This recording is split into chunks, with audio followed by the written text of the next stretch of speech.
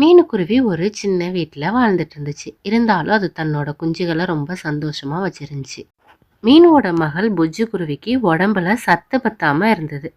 அது எப்ப விளையாண்டாலும் அதுக்கு கால் வலி வந்துடும். இன்னைக்கு எப்படியாவது நம்ம அம்மாட்ட கேட்டுட்டு விளையாட போயிட்டணும். அம்மா, இன்னைக்கு நான் விளையாட போகட்டுமாம்மா? ப்ளீஸ்மா. என் ஃப்ரெண்ட்ஸ் எல்லாரும் போறாங்க, எனக்கும் ஆசையா இருக்குமா.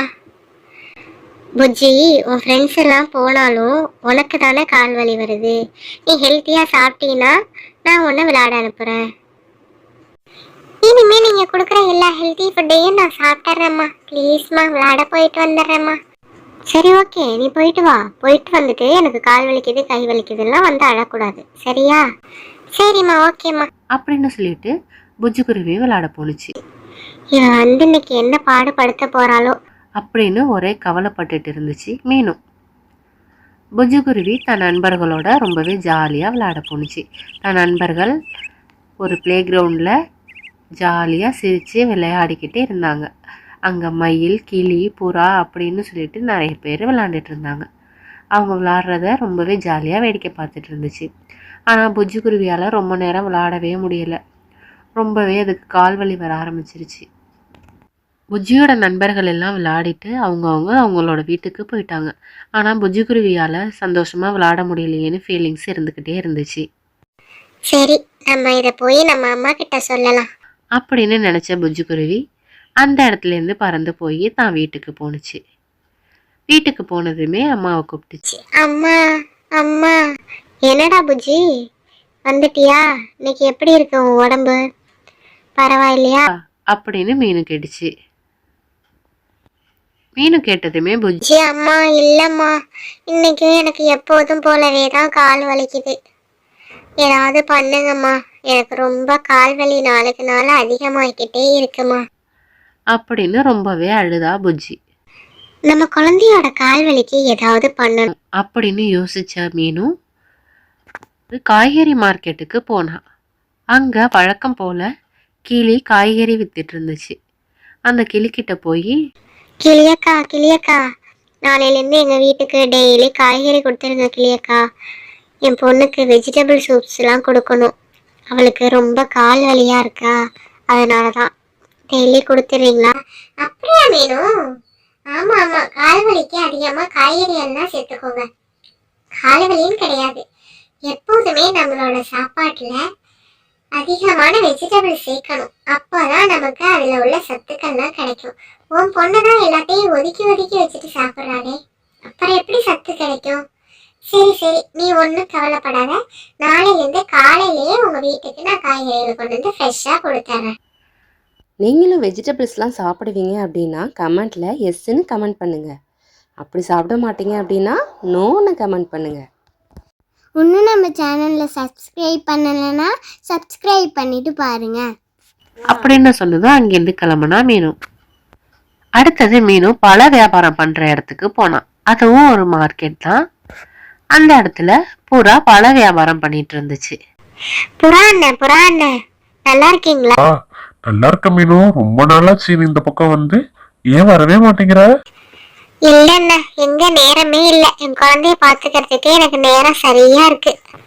இப்பவும் அவளுக்காக தானே இங்க வந்திருக்கேன். என்னாச்சு மீனு, ஏன் இப்படி சோகமா இருக்க? ஆமாண்ணா, அவ சரியாவே சாப்பிட மாட்டேங்கிறா. அதனாலதான் இப்பெல்லாம் அடிக்கடி கால் வலி வருது. ரொம்ப வலிக்குதுன்னு அழ ஆரம்பிச்சிட்டா. சரி, அதான் கொஞ்சம் சத்தா ஃப்ரூட்ஸ் எல்லாம் வாங்கி கொடுக்கலாம் அப்படின்னு சொல்லிட்டு உங்ககிட்ட வந்திருக்கேன். நீங்க தான் டெய்லி சாயந்தரம் வீட்டுகளுக்கெல்லாம் வந்து பழம்லாம் விற்கிறீங்கல்ல, அது மாதிரி என் வீட்டுக்கும் வந்து கொடுத்துட்டு போங்க. நான் டெய்லி பணம் கொடுத்துட்றேன் உங்களுக்கு. அப்படியா மீனு? சரி மீனு, இதை நீ ஃபோன் பண்ணியே சொல்லிருக்கலாமே. இதுக்காக இவ்வளவு தூரம் வரணுமா? இல்லைண்ண, இந்த பக்கமா ஒரு வேலையா வந்தேன். சரி, அதான் உங்கள்கிட்டயும் சொல்லிட்டு போலாமே அப்படின்னு சொல்றதுக்காக வந்துட்டேன்.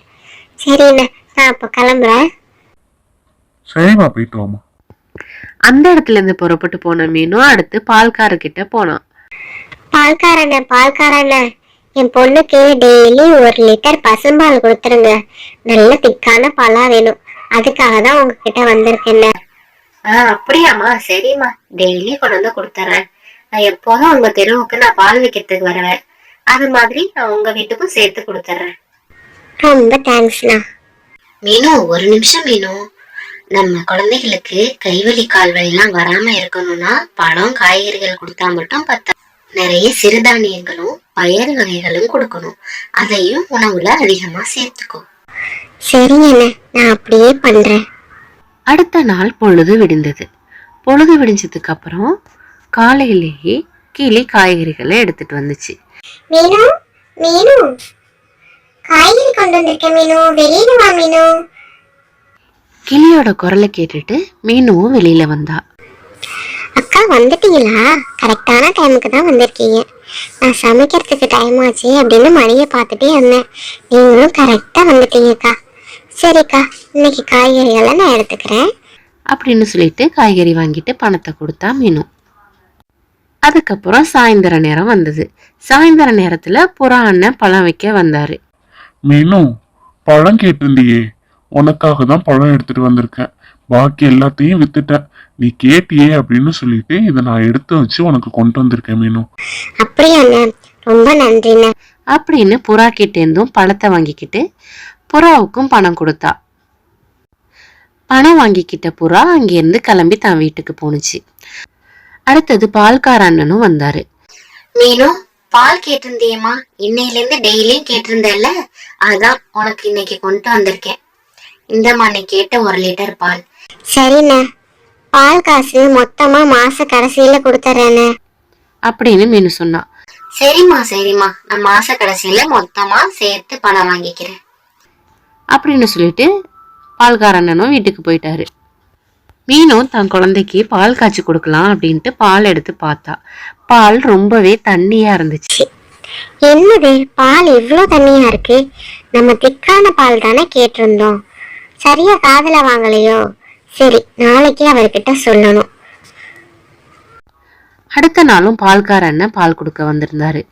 அவர்கிட்ட மீனு, அண்ணே, நான் உங்ககிட்ட திக்கான பால் தானே கேட்டேன். பால் ரொம்ப தண்ணியா இருக்குண்ணே. இதை கொடுத்தா உடம்புல ஒண்ணுமே ஒட்டாது. நீங்க திக்கான பாலா நல்ல பாலா கொடுங்கண்ணே, தண்ணி பால் கொடுக்காதீங்கண்ணே. என்னமா சொல்ற மீனு? ஏன் பால் தண்ணியா இருந்துச்சா? அப்படி இருக்கிறதுக்கு வாய்ப்பே கிடையாது. நான் பால் கறந்த உடனேயே உனக்கு தான் முதல்ல எடுத்துட்டு வர்றேன். நீ குழந்தைக்காக கேட்டியே அப்படின்னு எடுத்துக்கிட்டு வந்தேன். நீ என்னடானா இப்படி சொல்ற?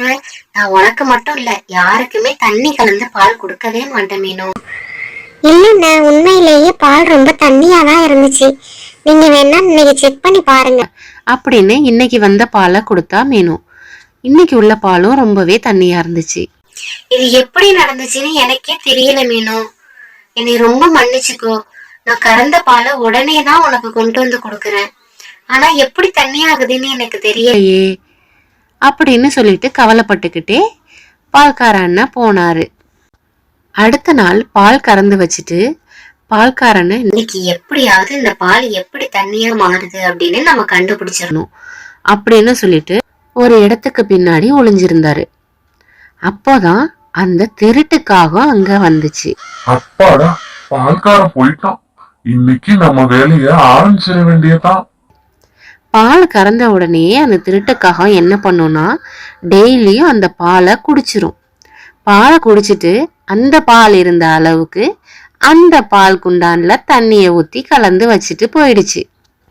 இந்த விஷயம் பால்கார அண்ணனுக்கு தெரியவே தெரியாது.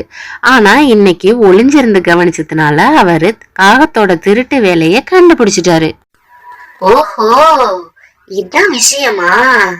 இந்த திருட்டு காகத்தோட வேலை தானா இது? நம்ம பாலெல்லாம் தண்ணி பாலா மாத்துறது இந்த காகம்தான்.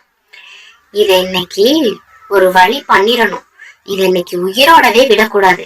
இந்த திருட்டு காகத்துக்கு இன்னைக்கு நல்ல பாடம் கத்து கொடுக்கணும் அப்படின்னு யோசிச்ச பால்கார அண்ணன் ஒரு பெரிய கம்பெடுத்து அந்த திருட்டு காகத்துக்கு மண்டையில எடுத்து ஓங்கி ஒரு அடி கொடுத்தாரு. காகமும் வலி தாங்க முடியாம கத்திக்கிட்டே அந்த இடத்த விட்டு ஓடி போனுச்சு. அதுக்கப்புறம் அந்த திருட்டுக்காகவும் பால்காரரோட பால் பண்ணைக்கு வரவே இல்லை.